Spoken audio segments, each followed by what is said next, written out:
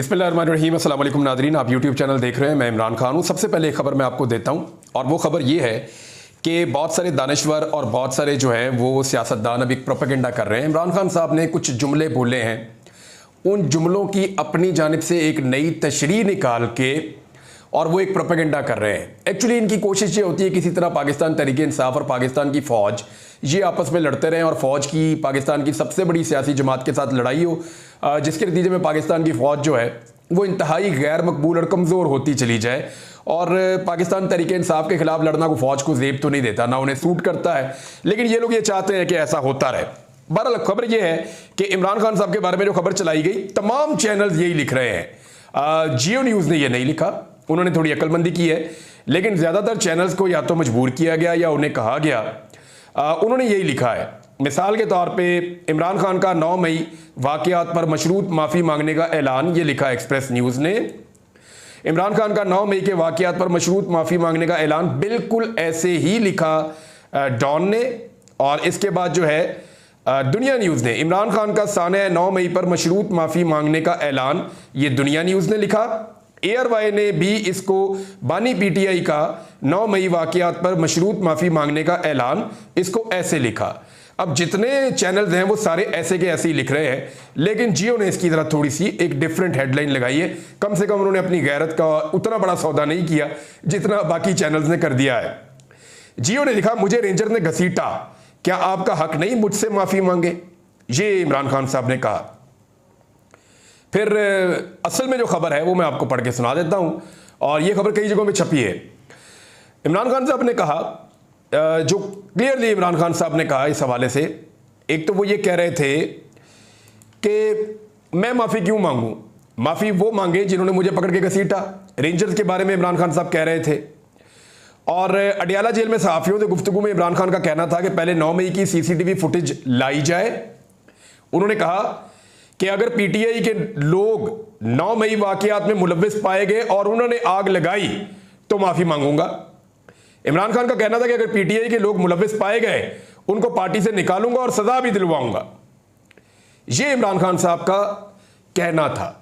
वो पहले दिन से कह रहे हैं कि हमने ये किया ही नहीं, और वो ये पहले दिन से कह रहे हैं कि कोई ऐसे सबूत ही नहीं है जिससे आप साबित करें कि ये पाकिस्तान तहरीक इंसाफ ने किया।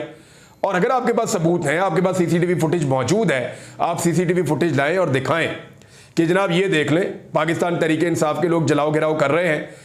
तो अगर तो पाकिस्तान तहरीक इंसाफ मुलव्विस होगी, तो इमरान खान साहब ने कहा यह साबित हो जाए तो फिर मैं माफ़ी मांग लूंगा। लेकिन साथ ही साथ इमरान खान साहब बार बार कह रहे हैं कि मुझे रेंजर ने घसीटा, पाकिस्तान और आलमी सतह पर मकबूल तरीन शख्स की कोई इज्जत नहीं। उन्होंने कहा, क्या आपका हक नहीं कि मुझसे आप माफ़ी मांगे, ये इमरान खान साहब ने कहा। और इमरान खान साहब ने फ़ौज से बातचीत करने के लिए जो कहा था, उसके ऊपर भी इमरान खान साहब का रद्द अमल आया, और उस पर इमरान खान साहब ने क्या कहा, वो भी आप देख लें। फ़ौज अगर बात नहीं करना चाहती तो ना करे। उनका कहना था कि उन्होंने फ़ौज को मुज़ाकरात की पेशकश मुल्क की सूरत हाल के पेश नज़र की थी। यानी इमरान खान बार बार कहते हैं मैं अपने लिए मुज़ाकरात नहीं कर रहा, और जो मैं बातचीत करना चाहता हूँ वह मुल्की हालात की वजह से करना चाहता हूँ, और फ़ौज से करना चाहता हूँ। फार्म 47 वालों से तो मैं बातचीत नहीं करूँगा। इमरान खान साहब ने अपने इस बयान को भी एक मरतबा फिर दोहरा दिया। लेकिन सारे के सारे कोशिश कर रहे हैं, बहुत सारे दानिश्वर ये कोशिश कर रहे हैं, बहुत सारे लोग ये कोशिश कर रहे हैं, मुस्लिम लीग नून के जो सहाफ़ी हमारे दोस्त हैं वो भी ये कोशिश कर रहे हैं कि साबित करें कि इमरान खान साहब ने माफ़ी मांगने का ऐलान कर दिया या कोई मशरूत माफ़ी मांगने का ऐलान कर दिया, ये साबित करना चाह रहे हैं। हालांकि इमरान खान साहब ने कहा जी हमने किए ही नहीं, और अगर आप साबित कर देंगे तो माफ़ी भी मांगूंगा, उन बंदों को सजा भी दिलवाऊंगा जिन लोगों ने ये किया होगा। और वो पहले दिन से अपने मौके पर डटे हुए हैं। बल्कि इमरान खान साहब एक स्टेप और आगे चले गए।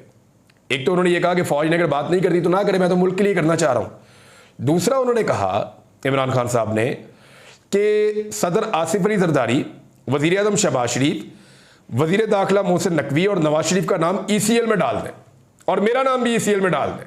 ये इमरान खान साहब ने कहा। उन्होंने कहा सारों का नाम ECL में डाल दें, मैंने तो मुल्क से भागना नहीं है, मैं तो यहीं भी रहूंगा, इन सबका नाम भी ECL में डालें, ये मुल्क से भाग जाएंगे। तो ये था एक्चुअली इमरान खान साहब का स्टेटमेंट। अब इसको तोड़ मड़ोड़ के क्यों बयान किया जाता है? देखें, ये फ़ौज की और पाकिस्तान तहरीक इंसाफ की लड़ाई कराने की एक साजिश है, और ये जो बेचारे सियासतदान हैं या कुछ हमारे सहाफ़ी हैं, उनको ये लगता है कि फ़ौज की मुखालफत करके कोई भी इक़्तिदार में नहीं आ सकता। तो उन्होंने ये देखा ना, पाकिस्तान तहरीक इंसाफ जो है वो शदीद तरीन जो मिलिट्री इस्टेब्लिशमेंट की मुखालफत के बावजूद वो पाकिस्तान में भरपूर तरीके से ना सिर्फ इंतखाबात जीती बल्कि उन्होंने झंडे गाड़ दिए अपनी कामयाबियों के, और अब तक वो मामला संभाला नहीं जा रहा। चाहे उसको एस्टेब्लिशमेंट संभालना चाहे, चाहे उस मामले को संभालना चाहे ये पीडीएम की सरकार, कोई भी नहीं संभाल पा रहा। अदालत भी मदद नहीं कर पा रही। काजी फायद ईसा साहब ने क्या कुछ नहीं इनको करके दिया, और अभी उन्हें एक्सटेंशन भी दिलवाना चाहते हैं, लेकिन वो भी नहीं कर पा रहे। क्या हसीना वाजिद को वहां का काजी बचा पाया? नहीं बचा पाया। ऐसा होता नहीं है, जब हालात बिगड़ते हैं तो फिर कुछ भी नहीं बचता होता। लिहाजा उससे पहले पहले अपना किबला सबको दुरुस्त कर लेना चाहिए। ये तो है जी इमरान खान साहब का मामला। और अगर कोई ये समझता है कि माफ़ी मंगवाकर शिकस्त दी जाएगी, तो मैं ये जानना चाहता हूं कि पाकिस्तानी इदारे अगर जीतेंगे तो किससे जीतेंगे? पाकिस्तान की सबसे बड़ी सियासी जमात जिसको पाकिस्तानी 70% लोग पसंद करते हैं, यानी पाकिस्तानियों को शिकस्त देकर आप फतह का जश्न कहां जाके मनाएंगे? मेरा तो ये सवाल है। अगर कोई ये चाहता है कि इमरान खान से माफ़ी मंगवाई जाए, तो इमरान खान को शिकस्त देकर तो वो इस कौम को शिकस्त दे देगा, और अगर वो इस कौम को शिकस्त दे देगा तो अपनी जीत की सेलिब्रेशन किसके साथ करेगा? जाके इंडियन के साथ जाके करनी है, इसराइलियों के साथ जाके करनी है, अमेरिकन के साथ जाके करनी है, किसके साथ जाके करनी है?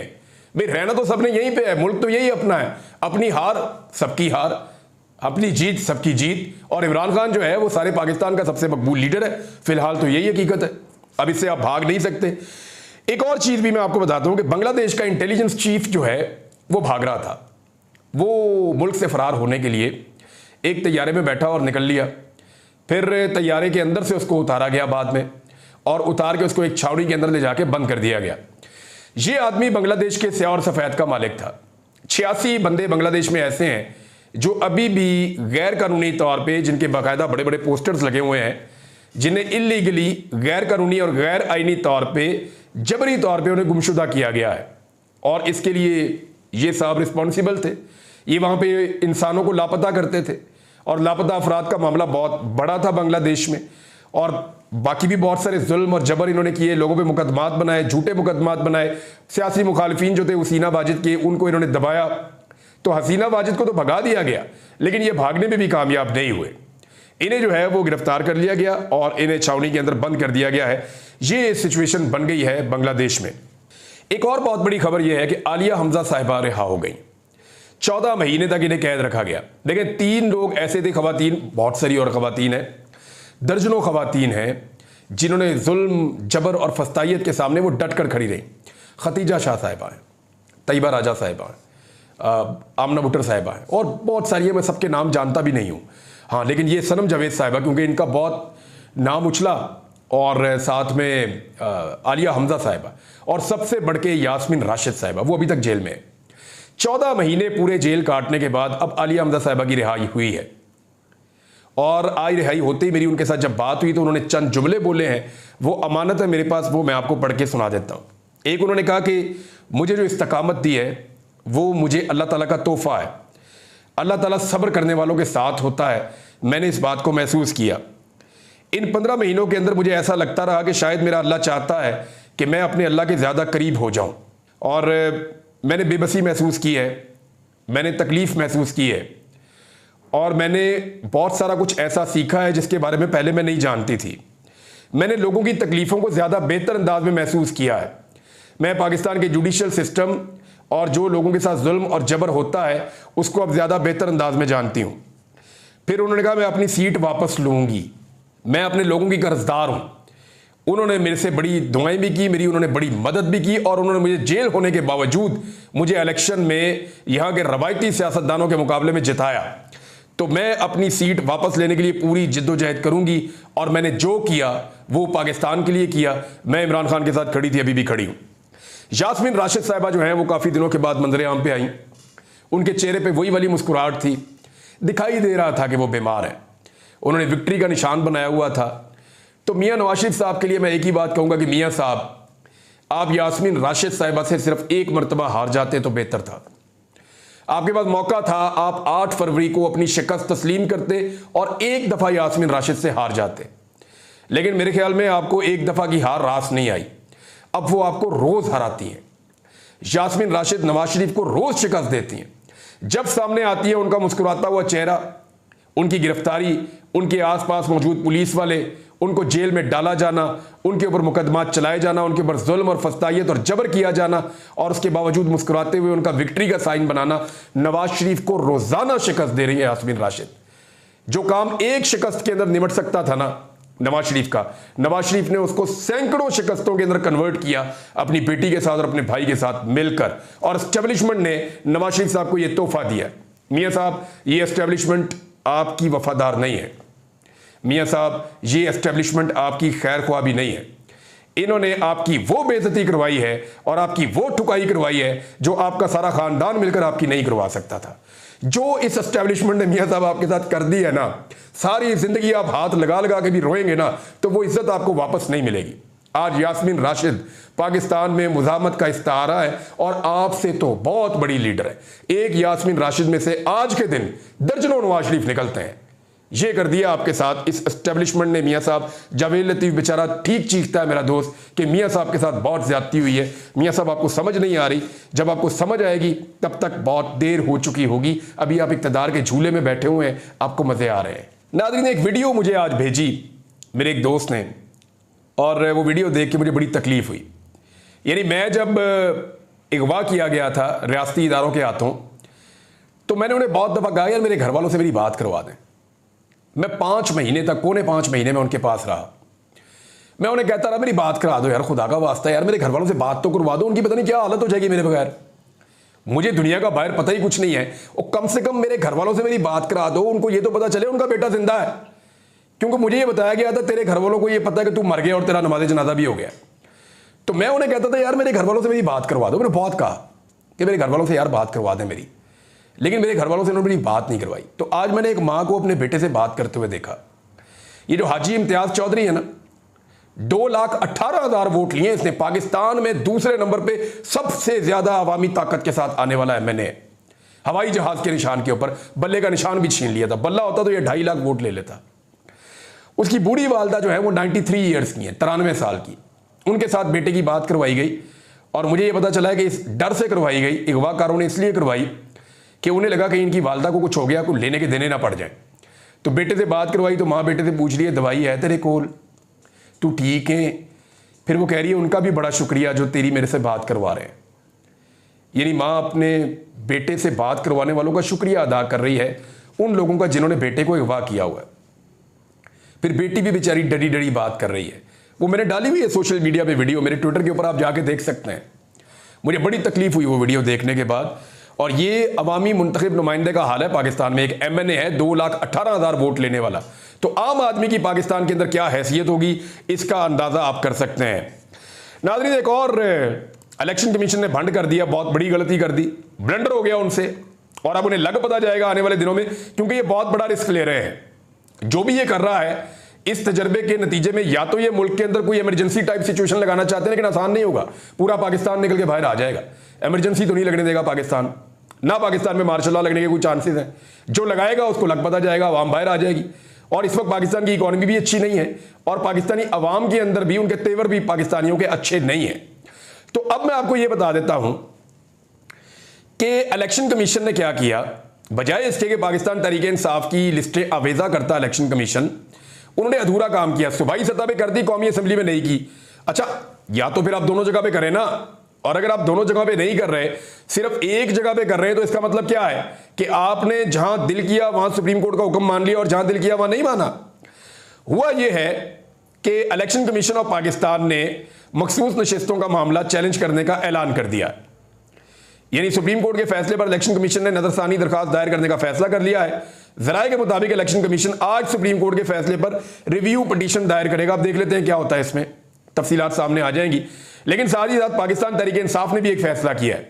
तहरीक-ए-इंसाफ ने फैसला किया है कि जो इलेक्शन एक्ट के अंदर तरमीम की है वफाकी हुकूमत ने, क्योंकि देखिए 12 जुलाई को फैसला आया सुप्रीम कोर्ट ऑफ पाकिस्तान का कि जनाब इनकी मखसूस नशिस्तें इनके हवाले कर दी जाएं। अब उनकी मखसूस नशिस्तें पाकिस्तान तहरीक-ए-इंसाफ के हवाले करने की बजाय इलेक्शन कमीशन डिले कर रहा है और 6 तारीख तक ये सारा अमल होना था, लेकिन 6 तारीख तक ये अमल नहीं किया गया। तो पाकिस्तान तहरीक-ए-इंसाफ के पास जो है वो 2 अब चांसेस हैं। एक तो ये कि अमल ना करने के लिए हुकूमत ने जवाब के तौर पे कानून साजी कर दी है, उसको भी वो सुप्रीम कोर्ट में चैलेंज कर सकते थे। तो तहरीक इंसाफ ने इलेक्शन एक्ट तरमीमी बिल को सुप्रीम कोर्ट में चैलेंज कर दिया है। बैरिस्टर घोरदी खान की जानिब से सुप्रीम कोर्ट में आईनी दरखास्त दायर की गई है जिसमें इलेक्शन एक्ट तरमीमी बिल को कलअदम करार देने की इस्तदा की गई है। एडवोकेट सलमान अकरम राजा के जरिए से आर्टिकल 184(3) की दरखास्त में तहरीक इंसाफ ने वफाक और इलेक्शन कमीशन को फरीक बनाया है और दरखास्त में कहा गया कि तहरीक इंसाफ मखसूस नशिस्तों की फहरिस्तें इलेक्शन कमीशन में जमा करा चुकी है। 12 जुलाई के अदालती फैसले के बाद मखसूस नशिस्तें तहरीक इंसाफ का हक है। हुकूमत ने बदनीयती के ऊपर एक कानून साजी कर दिया, लिहाजा इसको कलअदम करार दिया जाए। दूसरा जो है, ये जो इलेक्शन तरमीमी एक्ट है ना, इसके जरिए से 2-3 चीजें जो हुकूमत करना चाहती है। एक तो वो चाहते हैं कि पाकिस्तान तहरीक इंसाफ के जो अरकान असम्बली जिनको बदनीयती के साथ इलेक्शन कमीशन ऑफ पाकिस्तान ने आज़ाद डिक्लेयर करवा दिया था, 41 है वो आज़ाद ही रहे। अब यानी कोई ऐसा रास्ता निकाला जाए कि वो पाकिस्तान तहरीक इंसाफ के झंडे के नीचे या पार्टी के डिसिप्लिन के अंदर ना आए, वो आज़ाद रहेंगे। तो उनको जब मर्जी उठवा लिया, उनके घर वालों को उठवा लिया, जब मर्जी उनका वोट यहां से यहां करवा लिया, तो ये 2 नंबरियां वो कर सकेंगे, इस पर डिफेक्शन क्लॉज नहीं लगेगी। ये वो चाहते हैं, नंबर 1। नंबर 2, वो ये चाहते हैं कि मखसूस नशिस्तें उन्हें मिल जाएं। अच्छा, अब ये 2/3 अक्सरियत जो उनको चाहिए होगी ना, फिर वो ये चाहते हैं कि 2/3 अक्सरियत यहां से पूरी कर दें। कैसे पूरी कर दें? वो ऐसे पूरी कर दें कि कादी फायदी साहब आपको फर्ज करें कि एक्सटेंशन देनी है, तो एक्सटेंशन देने के लिए जब हुकूमत बैठेगी तो मखसूस नशिस्तें अगर उनके पास नहीं भी हैं या उनके 4, 5, 6 नंबर कम भी हैं, क्योंकि कुछ मखसूस नशिस्तें वो लेने में कामयाब हो जाते हैं, कुछ मुतनासिब नुमाइंदगी के तहत पाकिस्तान तहरीक इंसाफ को मिल जाती हैं, तो इधर उधर करके फार्मूला बना के, तो ये जो आज़ाद बंदे हैं इनमें से 8-10 बंदों को अगवा करके, जबर करके, जुल्म करके इनका वोट जो है वो 2/3 अक्सरियत के लिए इस्तेमाल कर लिया जाए। और अगर इनका वोट वहां चला जाता है तो उसके नतीजे में ये अपनी मनमानी कर सकते हैं। तो ये एक फार्मूला है जिसके ऊपर काम किया जा रहा है। लेकिन मेरा नहीं ख्याल कि इस वक्त अदालतें और जजेस सो रहे हैं, वो जाग रहे हैं। और मुझे ऐसा लगता है कि यहाँ पे हुकूमत ये तजर्बा तो कर रही है, इसको ड्रैग कर लेगी, लेकिन फ़ायदा कोई नहीं होगा। क्योंकि देखें, हसीना वाजिद को दुनिया में अब पनाह नहीं मिल रही। जिससे पूरा बांग्लादेश पनाह मांगता था ना, उसको अब कहीं पनाह नहीं मिल रही। अब तक के लिए इतने, अपना ख्याल रखिएगा, अपने चैनल का भी। अल्लाह हाफ़िज़।